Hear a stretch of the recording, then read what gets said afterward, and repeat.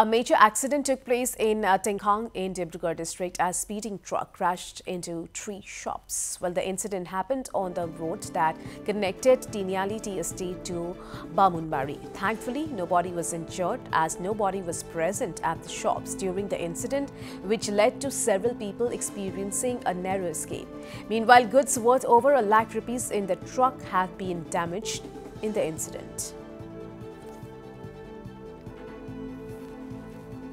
চাৰিটা 15 মান হ'ব নেকি মই শুই আছিলোঁ গম নাপাওঁ তাই ভাইটিজনে ফোন কৰাতহে আহিছোঁ মোৰ চেলুন আছিলে শেষ কৰিলে আৰু গোটেই ধ্বংস কৰিছোঁ গাড়ী আছে মোৰ ভালেখিনি বস্তু আছিলে মেচিনেই ভাল মেচিন আছে গ্লাছ চকী 3খন দোকান আছে চেলুন এখন আছে আপোনাৰ চাইকেল দোকান এখন আৰু তেওঁ গেলামাল দোকান শাক চব্জি বিকি বজাই গৈ ইমানখিনি লোকে কৰিছিলে